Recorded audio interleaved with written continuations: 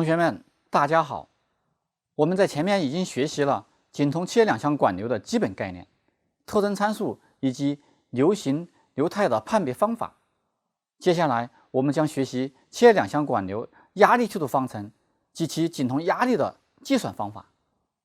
回答在给定紧身条件将一定产量举升至地面，到底需要多少斤米压力？紧同流动过程中的压力损失究竟是多少等问题。首先，为不失一般性，我们从倾角为西塔的紧同中取出微圆段 dz， 对微圆段中的流体进行受力分析。假设原微圆段轴线的流动方向为正，流动满足一为单向稳定流动，如图所示。不难发现，作用于微圆控制体 dz 的外力包括三部分。第一部分，微圆控制质量力，表达为 ρg 乘以 a 再乘以 dz，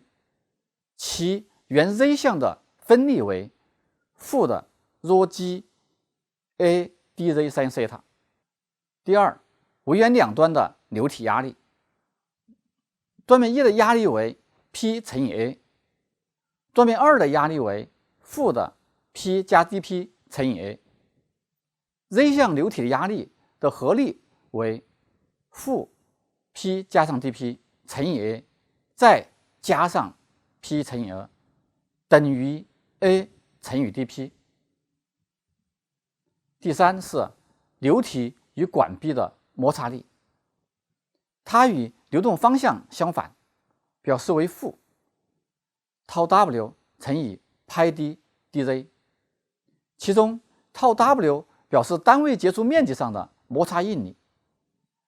派 d dz 表示微圆段中流体与管壁的总的接触面积。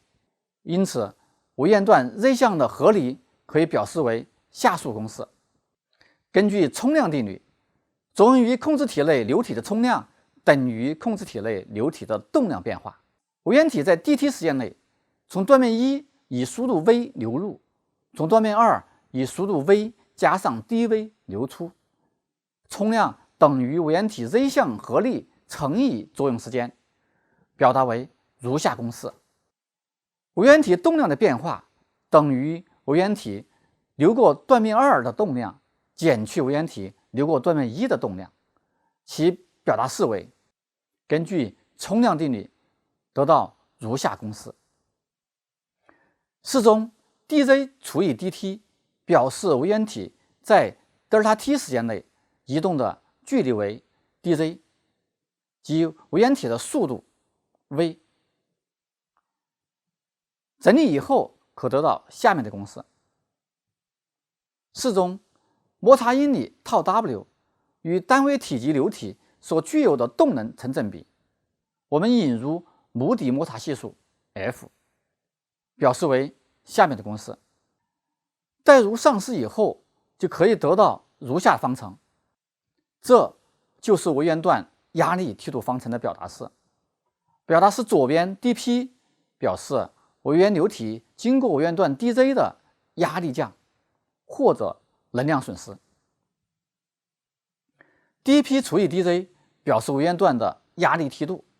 压力梯度为负值，表示流体向上流，意思是向上流是压力逐渐降低的过程。方程右边的第一项表示重力损失，第二项表示摩擦损失，第三项表示动能损失。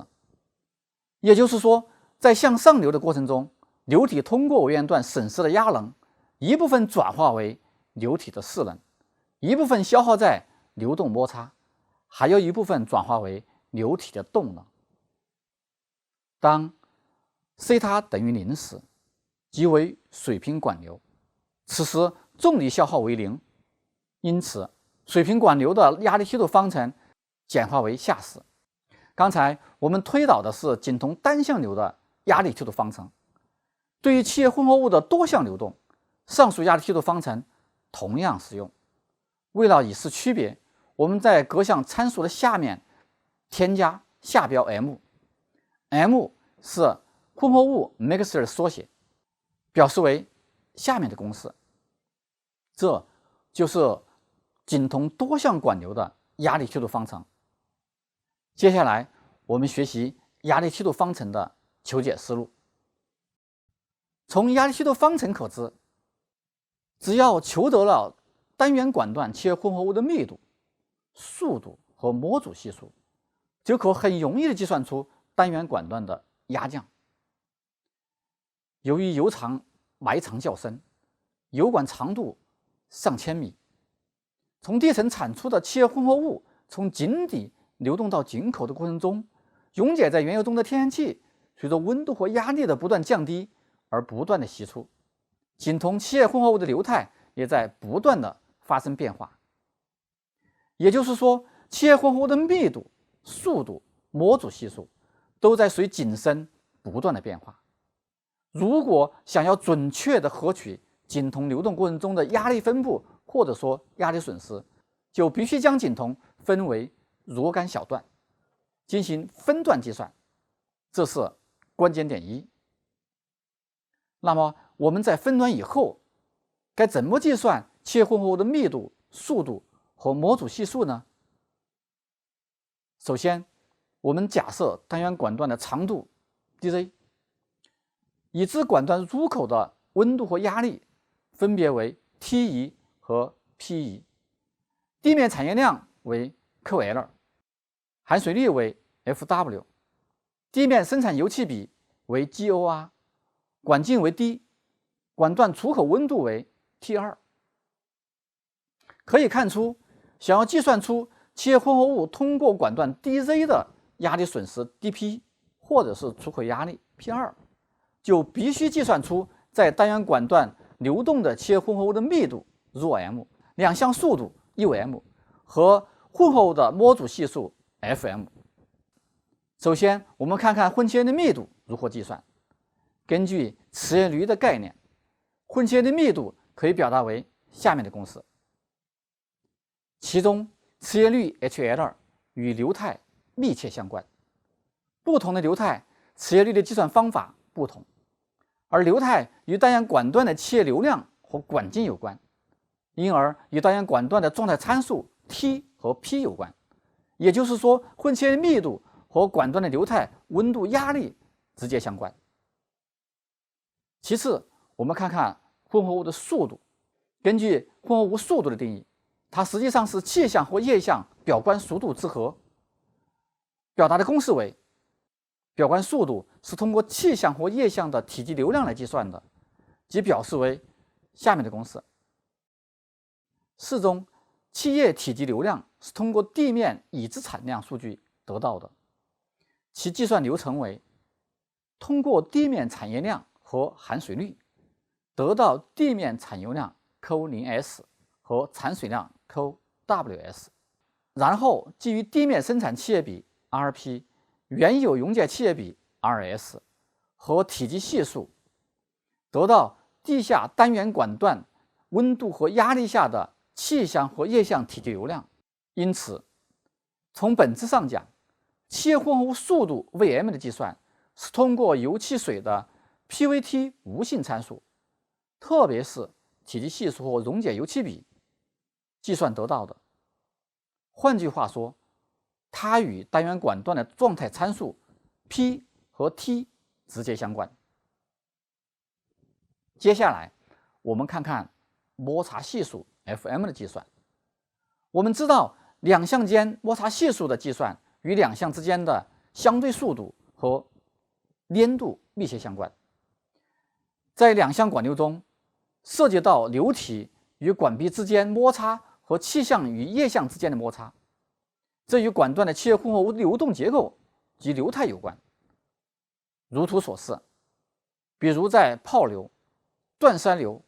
流动摩擦消耗主要发生在液体与管壁之间，但在环物流段，流动的摩擦损耗主要发生在中心气柱与液膜之间。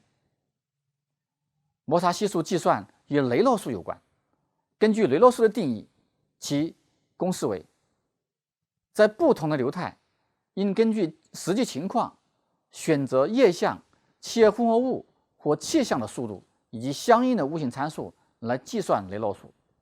然后根据雷诺数的大小选择摩擦系数计算模型。比如下式是稳流情况的摩擦系数计算公式。从摩擦系数的计算来看，其与流体速度、密度和粘度有关，因此它也是与管段的状态参数及温度和压力密切相关。根据我们刚才所阐述的，布兰得知要求解压力 P， 就必须知道 ρm、Vm、Fm 和μm。而要获得 Fm、Vm、Fm 和μm， 又必须要知道压力 P。因此，我们必须采用迭代计算的方法进行求解，这就是关键点2。迭代计算的方法包括深度增量迭代、压力增量迭代和龙格库达法。下面我们以压力增量迭代法为例，大致阐述一下井筒分段迭代求解的基本过程。如图所示，已知条件为井深 h， 油管内径 d， 低温梯度 αf， 井底温度 TWF， 井底压力 PWF， 地面产业量 QLS， 生产油气比 GOR， 含水率 FW。 因此我们可以分别计算出地面油气水的产量 Q0S、QGS、QWS。 我们的目标是计算出井筒压力分布和井口压力。计算步骤分为以下14步。一、以井口或井底为起点，也就是说要由已知压力位置作为起点，本地已知的压力在井底，也就是说井底压力已知。选择一个合理井段长度 ΔZ， 一般 ΔZ 呢取50到100米，这样我们可以将井筒分为 n 段， n 值呢等于井深 h 除以 ΔZ。 因此我们的目标是计算出1、2、3至 n 点的压力值。第二，我们从压力已知的井底开始，首先看看第一段模点1的压力怎么算。把井段1放大，先假设出第一井段的压降值 ΔP， 常常由经验来确定，这样得到点1的压力 P1 等于 PWF 减去 ΔP。 点1的温度可以利用低温梯度得到，即 T1 等于 TWF 减去 ΔZ 乘以低温梯度 αf， 并由此计算出区间的平均温度和平均压力。第三，确定在平均温度和平均压力下，单元管段的物性参数、体积系数、溶解油气比、体积流量和表观速度等参数。第四，根据维因茨气象速度数和液相速度数判别单元管段油气混合物的流动形态及流态。第五，基于不同的流态计算管段磁液率 HL、 混气液密度 ρm 和模组系数 FM， 然后分段计算出重力梯度、模组梯度和动能梯度。第七，计算管段总压力梯度 dP 除以 dZ， 根据管长 ΔZ 和总压力损失梯度 dP 除以 dZ， 计算出单元管段的总的压力损失 ΔPx。 第八，把新计算得到的单元管段压降 ΔPx 与我们在第二步假设的 ΔP 相比较，如果两者不能满足设定的精度要求，那么将 ΔPx 作为本段新的假设值，回到第二步重新进行迭代计算，直到二者满足我们设定的精度要求为止。一旦满足了精度要求，本段的迭代计算就结束了。点1的压力等于 PWF 减去 PWFx， 将点1的温度和压力作为下一单元锦段的入口已知条件，重复刚才我们单元1的迭代计算过程，就可相继计算出点2、点3、点4，一直到井口点 n 的压力值。当计算锦段到达井口以后，整个计算就结束了。这样我们就得到了整个井筒的压力分布曲线，如图所示。井底压力 Pwf 与井口压力 Pwh 之差，就是井筒流动过程中的压力损失，或者说能量损失。前面我们所讲的，实际是气液两相管流压力梯度方程求解的基本思路，它是井筒压力计算必须遵循的基本原则。但具体到两相管流压力计算具体的处理方法、流行图的选择以及判别方法等等，不同的学者都有不同的处理方法。归纳起来，包括精链关系式和机理模型两大类。下表中列举了目前主要的井筒压力计算方法及其特点。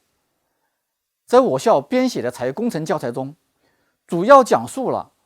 用于直泄井的奥斯威斯基方法和用于水平和曲血管流的 NB 方法。同学们可以通过书中的实例亲历两相管流的压力计算过程，这对于巩固以前我们所学的油层物理知识，加深多相管流压力计算的理解十分重要。在掌握了两相管流压力计算方法以后，我们就可以方便地分析井筒举升液体的能力，分析举升过程的能量损耗，以及影响井筒举升效率的主控因素。这对优化油井生产系统具有重要的实际意义。其中，油管动态曲线 TPR 或油管举升动态曲线 VLP， 在我们今后的学习中会经常用到。TPR 和 VLP 曲线本质上是完全一样的，都表示在给定的井口压力条件下，油管举升产量与油管所需能量及管线压力之间的关系曲线。那我们该如何取得 TPR 或者是 VLP 曲线呢？下面我们就以一口实际生产井为例，如图所示，已知油气水 PVT 数据，井深 H， 井口压力 Pwh， 油管内径 D， 生产油气比 GOR， 油管内温度和地温保持一致。该怎样绘制该井的油管动态曲线呢？首先，我们要明确多相管流压力计算的已知点是在井口，因此我们以井口为已知点，将井筒分段。按照前面所讲的迭代求解的思路，选择合适的计算方法，比如奥斯威斯基方法。假设举升产量扣1，按从井口到井底的迭代方式，计算出举升该产量到井口且满足井口压力要求的所需要的管线压力 Pwf1， 绘制以油管举升量扣为横坐标，油管所需管线压力 Pwf 为纵坐标的坐标系，将刚才获得的第一点扣1和 Pwf1 绘制在图中。然后假设不同的举升量，重复上面的步骤，就可以得到不同的管线压力要求，如表所示。下面我们以动画的方式展现这一过程。假设产量扣2，绘制第2点；假设产量扣3，绘制第3点；假设产量扣4，绘制第4点；假设产量扣5，绘制第5点；假设产量扣6，绘制第6点；再假设产量扣7，绘制第7点；假设产量扣8，绘制第8点；假设产量扣9，绘制第9点。